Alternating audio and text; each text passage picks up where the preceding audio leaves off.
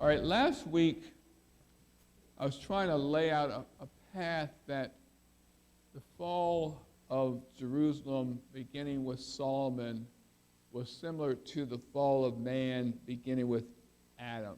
That as Adam was not deceived by partaking of the fruit, I don't think Solomon was deceived by his wives, that he knew what he was doing, and it just went down, down, down from there, like Adam saw his descendants get worse and worse and worse and worse. Solomon didn't live to see the decline that as Adam did, but the decline was something similar. And I'm going to continue down that path today for a while, but first I want to ask you a question. And that is that Joe Fordham, I'll lead into it this way. Joe Fordham has pointed out time and time and time again that the golden calves that Jeroboam set up in Dan and Bethel really ruined the nation of Israel as far as worshiping God. And he says, and I think he's pretty accurate, that the calves were convenient. They didn't have to make all that trip all the way to Jerusalem to worship. They could just go to Dan or Bethel. All right, so the question for you today is, what in the kingdom of Judah was just as poisonous to Judah as the golden calves were to Israel?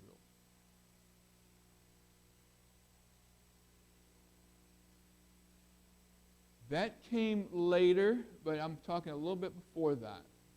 Yeah, as far as the worship of the foreign gods, they were just as bad as Israel. In fact, I think God says through Jeremiah, they're worse. But there's something that started them down that path, besides what Solomon and his foreign wives and their idols. What as far as the common people went, started them down that path?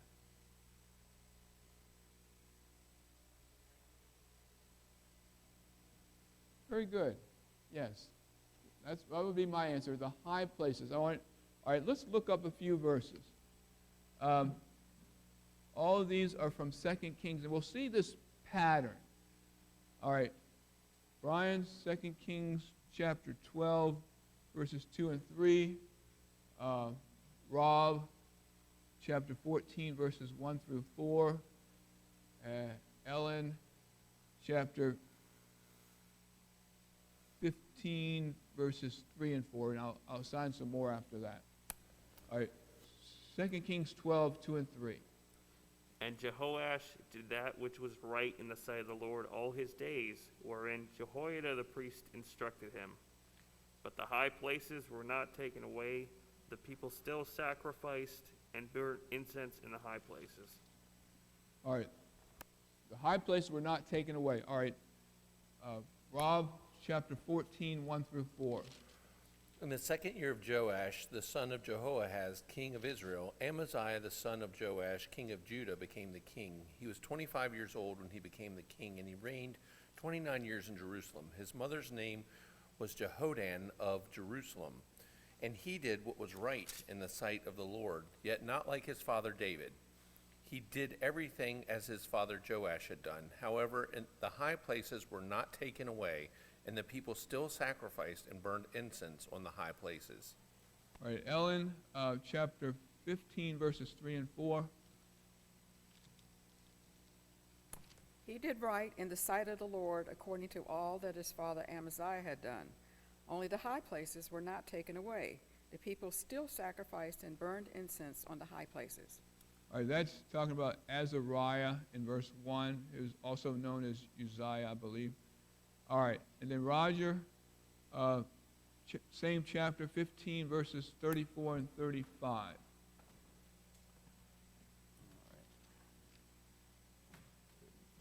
All right. And he did that which was right in the sight of the Lord.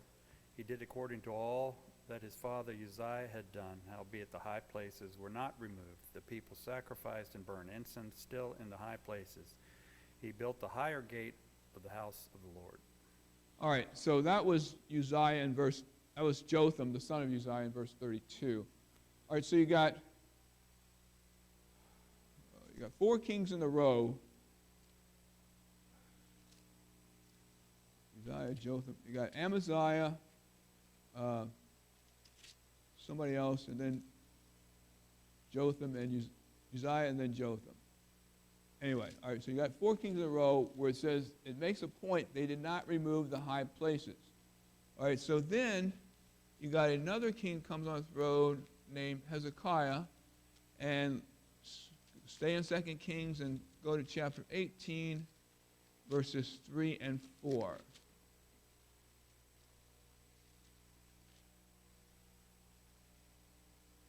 All right, go ahead and start with 1. Read 1 through 4. Now it came about in the 3rd year of Hoshea, the son of Eliah, king of Israel, that Hezekiah, the son of Ahaz, king of Judah, became king. He was 25 years old when he became king, and he reigned 29 years in Jerusalem. And his mother's name was Abi, the daughter of Zechariah. He did right in the sight of the Lord, according to all that his father David had done. He removed the high places and broke down the sacred pillars and cut down the Asherah. He also broke in pieces the bronze serpent that Moses had made, for until those days the sons of Israel burned incense to it, and it was called Nehushtan. Nehushtan, yeah, okay, that's good. All right, Jesse, go ahead. Nehushtan does? Yeah, it just means a piece of brass. Okay. All right, Jason, you said that you thought that these high places were poisonous to Judah. In what way?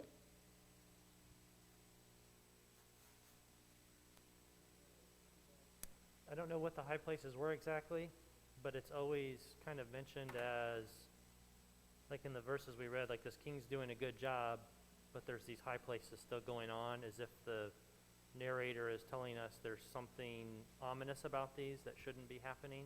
Yes, It's all always right. kind of like an asterisk to a good king.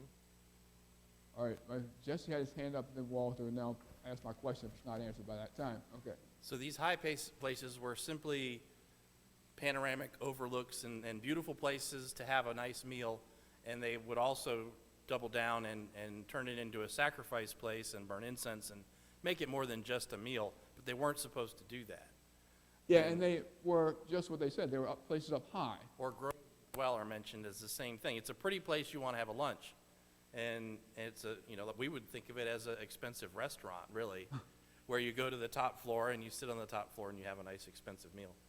And the problem with that is God told him not to do it. And if I can indulge in a little bit of mushroom parallels, Yes, you may. I got into mushrooming, and I learned that there's certain mushrooms that are obviously poisonous and you don't go near them, you don't eat them.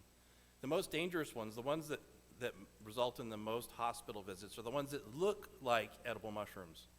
And so people think that they're doing the right thing and they eat that. And so I've noticed you've been saying poisonous, and the problem with these things is it looked like they were doing something that was okay, and really it was not. They should have known better. All right. Walter, yeah, get Walter.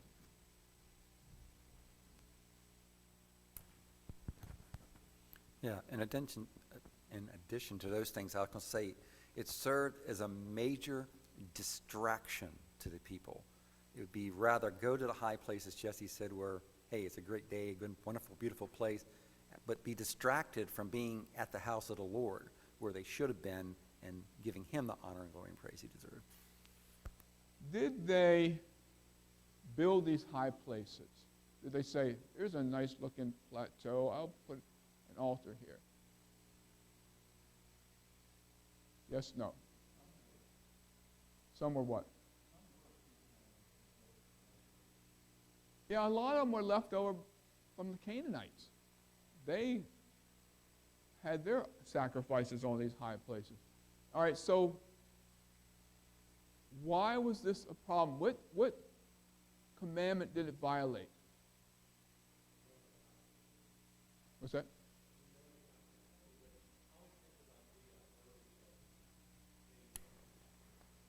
worship the creation instead of the creator. You know, when you're worshiping because of the location of something, you know, you're worshiping the creation and not the And creator. they were, yeah. Yeah.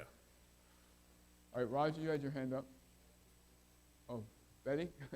Sorry, I didn't see.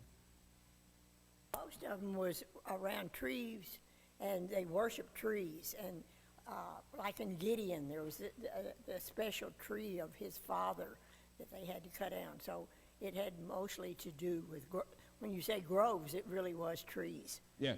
And most of the time, it was some very large tree.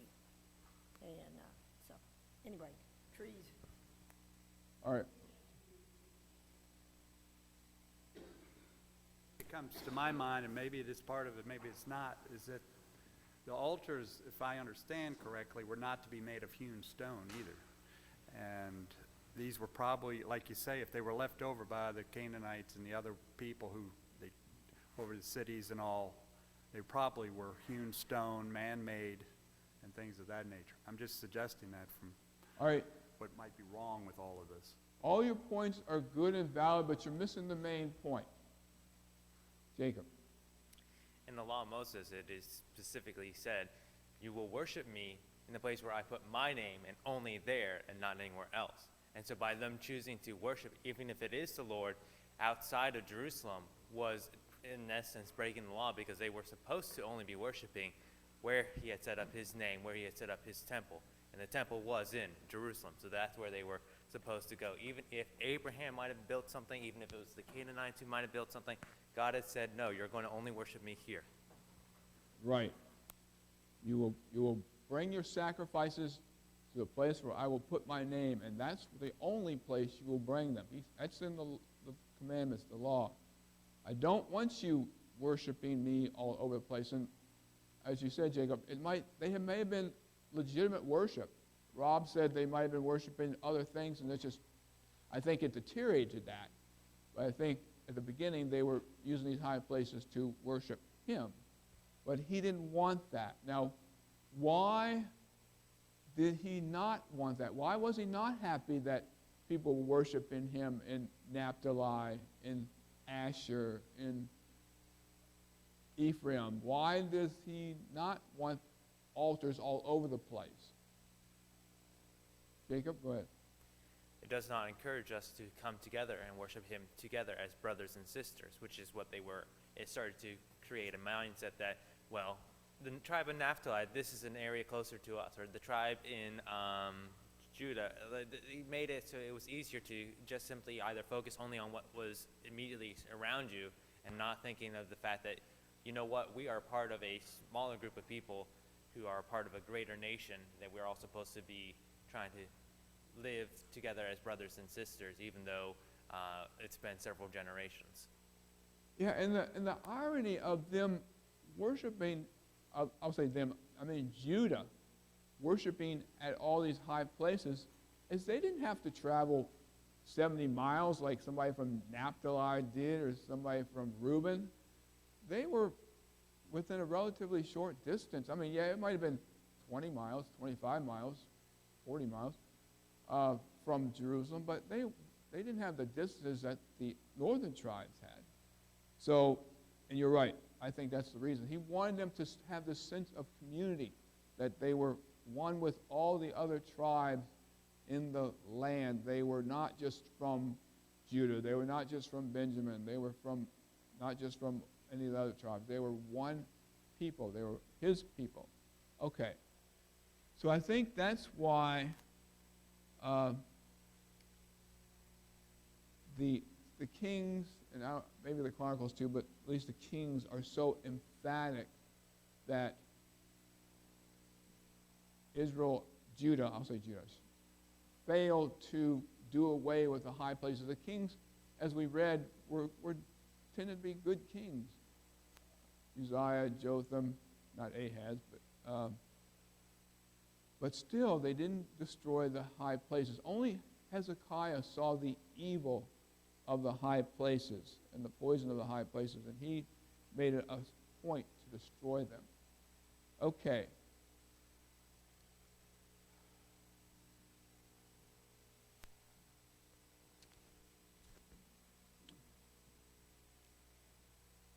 All right, so last week I believe we got through Manasseh, and I just want to, and all the evil that he brought into the land. He was a son of the good King Hezekiah. I just want to talk about one more place, which is later in time than the reign of Manasseh, and that is what Ezekiel describes. And this is really hard to believe that this would be going on in the temple, in the house of the Lord. But if you go to Ezekiel chapter 8,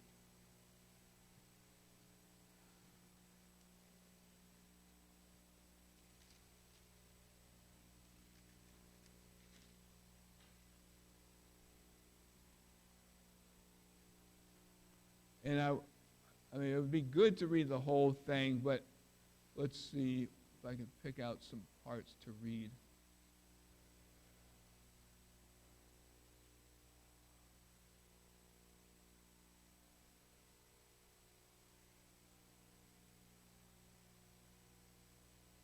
All right, so let's see.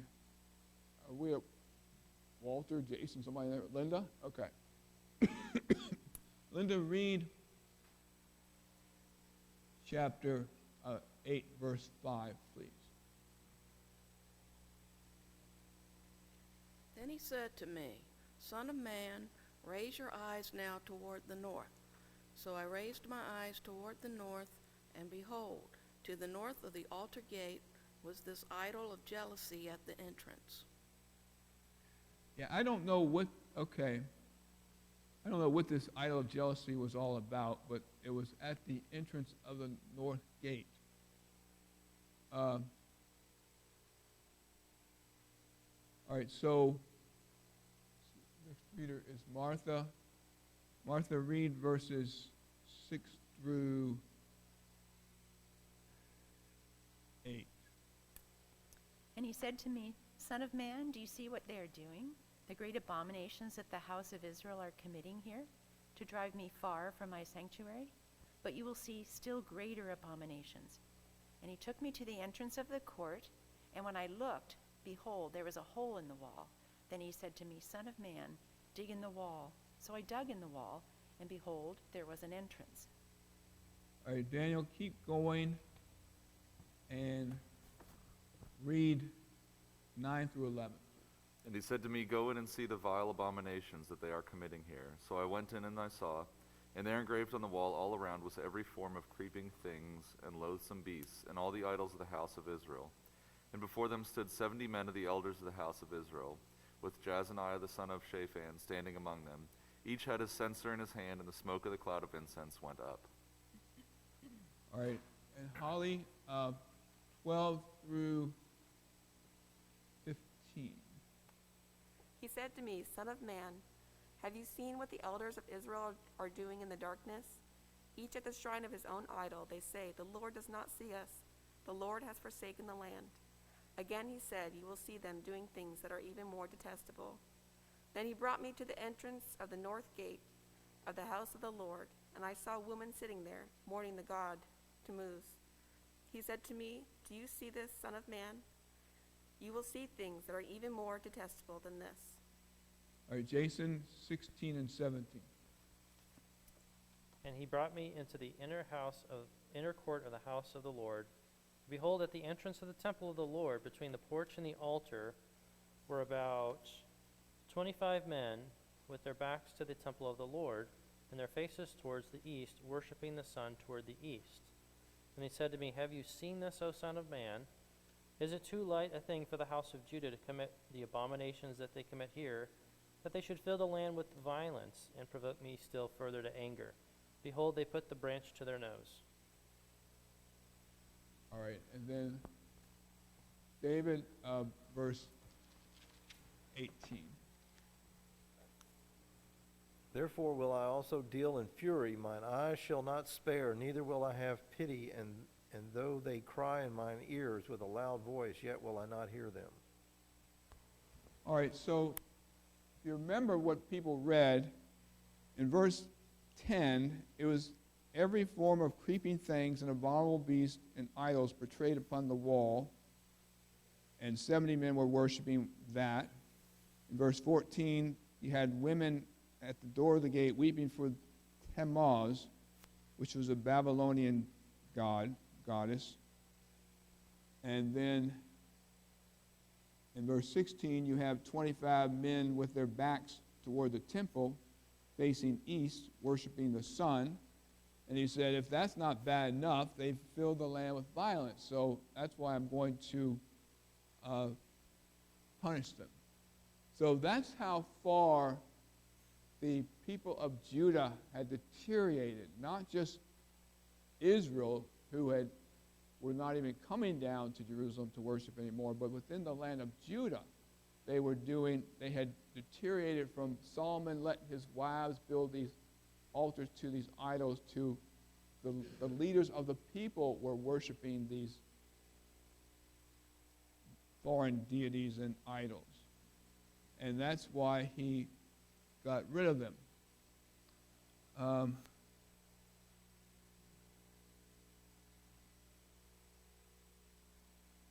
All right, so he continues his description of how bad things had become in chapter 16. And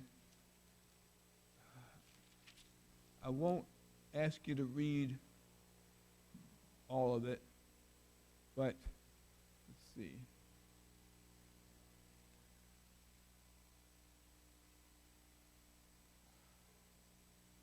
I will ask you this.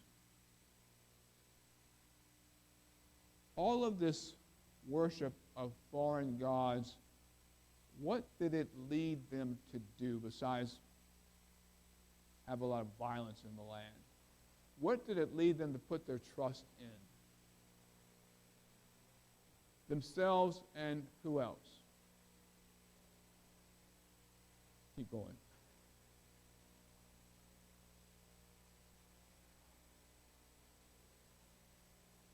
Say that again? Yeah, other nations. That's what I was trying to get you to say, Rob.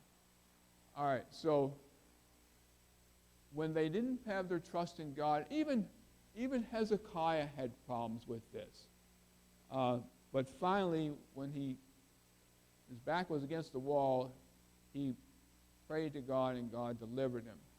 But the other kings, they would seek alliances with, Egypt was number one they sought alliances with, but also Assyria and even the Chaldeans, Babylon. And so if you look at verses 25 and 26,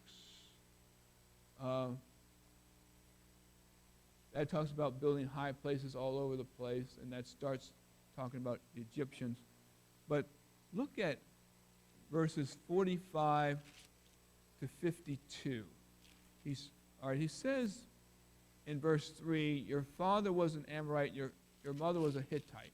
All right, so now flip over to 45 to 52, and we'll break that up into two people. So Robert, take 3, and let Betty take 3. Okay. Thou art thy mother's daughter, that loaneth her husband and her children, and thou art the sisters of thy thou art the sister of thy sisters, which loathe their husbands and their children. Your mother was a Hittite, and your father an Amorite. And thine elder sister is Samaria, she and her daughters that dwell at thy left hand, and the younger sister that dwelleth at thy right hand is Sodom and her daughters. Yet as thou not walked after their ways, nor done after their abominations, but as if that were a little thing, thou hast corrupted more than they in all thy ways. Hath not done, she nor her daughters, as thou hast done, thou and thy daughters. Behold, this was the iniquity of thy sister Sodom. Pride, fullness of bread, and abundance of idleness was in her. And in her daughters neither did she strengthen the hand of the poor and the needy. And they were haughty and committed abominations before me. Therefore I took them away as I saw good. Okay. So he said, Sodom did these things.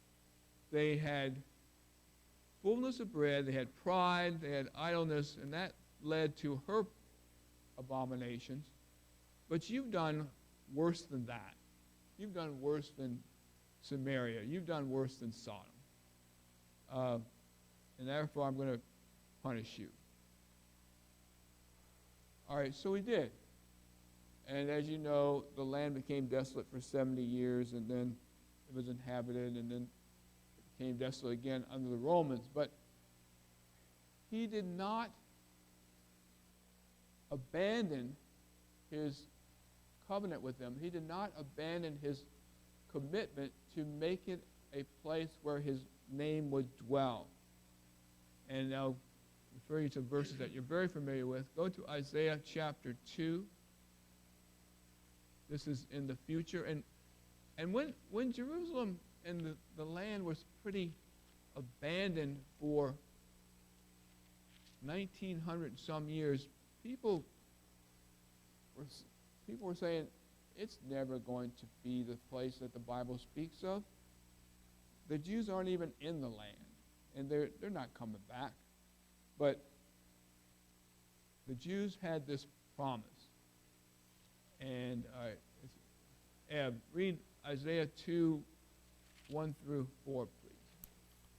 The word that Isaiah, the son of Amoz, saw concerning Judah and Jerusalem, and it shall come to pass in the last days that the mountains of the Lord's house shall be established in the top of the mountain, and shall be exalted above the hills, and all nations shall flow unto it. And many people shall go and say, Come, yea, and let us go up to the mountain of the Lord, of the house of the God of Jacob. And he shall teach us his ways, and he will walk in his paths. For out of Zion shall go forth the law, and the word of the Lord shall Jerusalem. And he shall judge among the nations, and they rebuke many people, and they shall beat their swords into plowshares, and their spears into pruning hooks. Nation shall not lift up sword against nation, neither shall they learn war anymore. So there will be a time coming when Jerusalem will not be despised by other nations, but it will be sought out. They will want to go to Jerusalem, want to go to the mountain of the Lord to learn the ways of the God of Jacob. All right, and one more passage on that theme is Isaiah 56, verse 7. And this was a passage that Jesus held close to his heart. All right, go ahead. Is that Ben? I can't remember. Even those I will bring to my holy mountain and make them joyful in my house of prayer. Their burnt offerings and their sacrifices will be acceptable on my altar, for my house will be called a house of prayer for all the peoples. Yeah, all right, that's a continuation of what Isaiah 2 said. My house will be a house of prayer for all people. And that's why Jesus was so upset when the money changers were making a place of commerce where they would make a profit. He said, you're missing the whole idea of what this house is supposed to be about. All right, so that brings me to my next thing I want to talk about, which is the concept of Zion. Does the term Zion, I told you wrong a couple weeks ago. I said it meant fortress, and that's not right. Does the term Zion mean anything to y'all? What do you think of, do you know what the name means? Because like I said, I told you wrong. And it's very fitting for what Ben just read and what Eb just read. All right, Jesse, go ahead. You said last week it was fortress. Yeah, and that was wrong. Okay. I looked up in concordance, and that was not right. All right, now, I'll introduce it this way. When people were traveling out west in the United States, and they were trying to get to California from Missouri or where they started out from, what did they use as landmarks to tell them where to go, besides the ruts of the wagons in the road? You remember? particularly in more desert type areas. Water source, okay. Stars at night. They use rock formations, and that would tell them they were going the right way if they could fix their eyes on a rock formation that was kind of sitting up high, and that's how they got across those areas where it was difficult to figure out where they're going. All right, so why do I bring that up? Because Zion means a guiding pillar.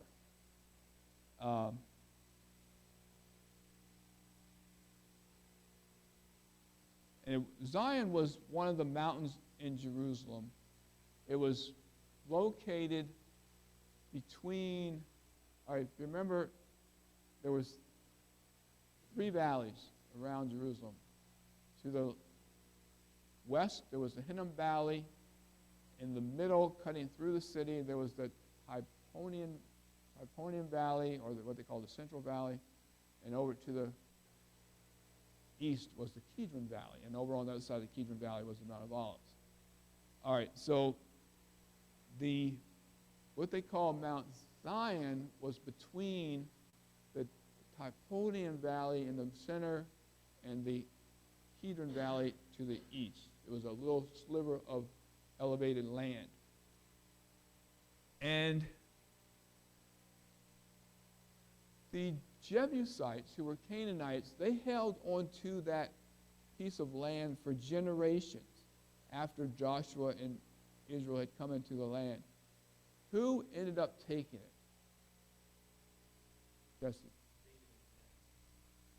David, right. David, and he said, whoever will climb up I think it was the water tower, and lead the men that way, he would be rewarded, and his nephew did it.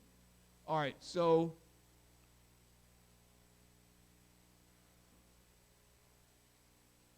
go to 1 Kings chapter 8, verse 1, because I think this is really critical in understanding Zion, to understand the concept of Zion. 1 Kings chapter 8, verse 1. Let's see, we have Jesse now? Is that right? Okay. 1 Kings chapter 8, verse 1. Even then will I bring to my holy mountain. You're not in 1 Kings. Oh, I'm not.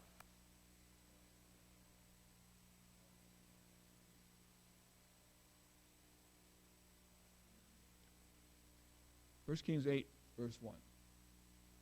Then Solomon assembled the elders of Israel and all the heads of the tribes, the chief of the fathers of the children of Israel, unto King Solomon in Jerusalem, that they might bring up the ark of the covenant of the Lord out of the city of David, which is Zion.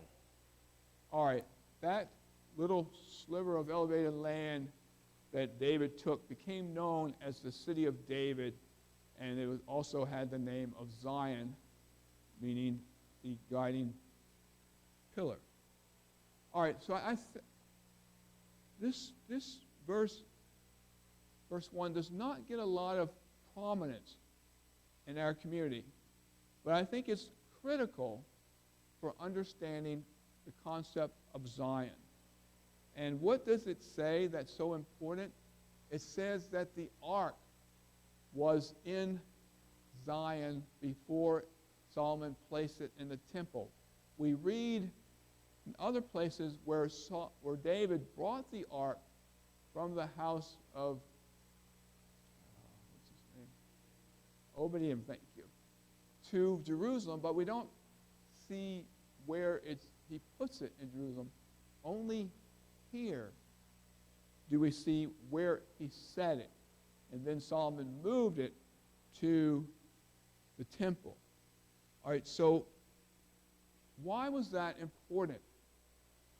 It's important because in the Psalms, when we read about Zion, the Psalms that mention that were predominantly written by David and people that David appointed to write Psalms.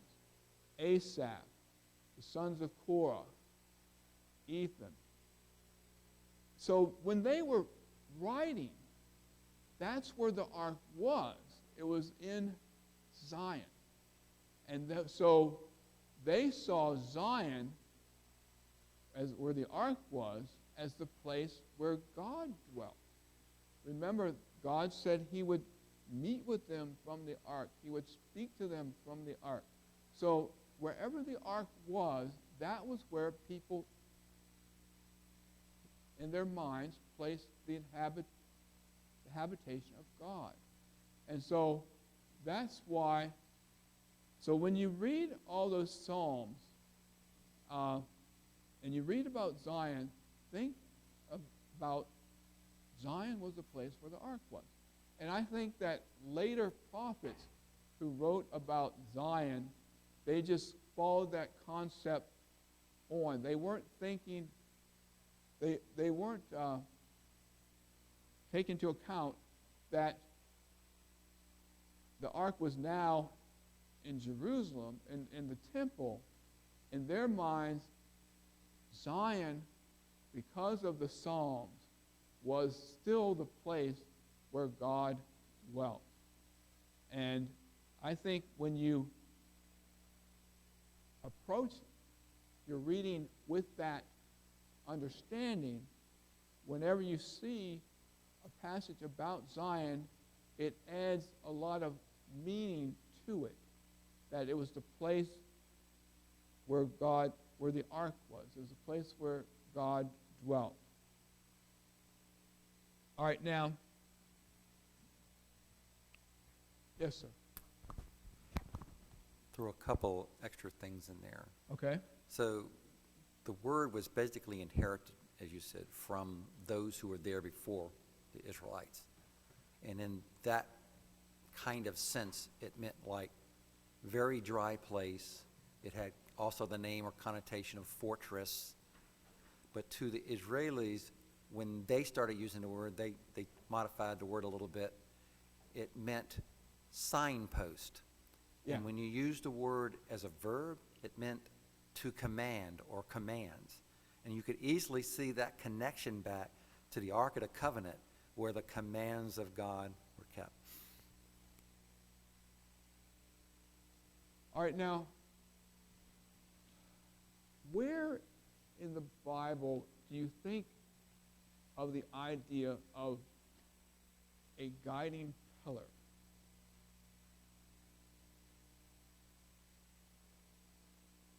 The Exodus, yes. How about, I'm specifically trying to think of places like passages where it speaks of Jerusalem being that kind of thing.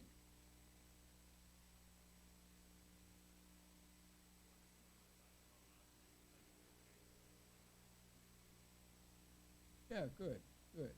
I didn't have that down, but I like that.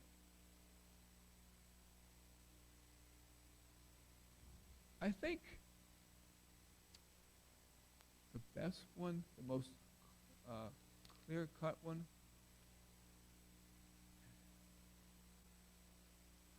is in Psalm 2.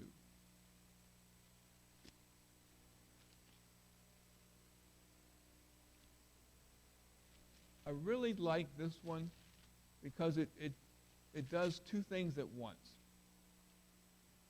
All right. Get the context.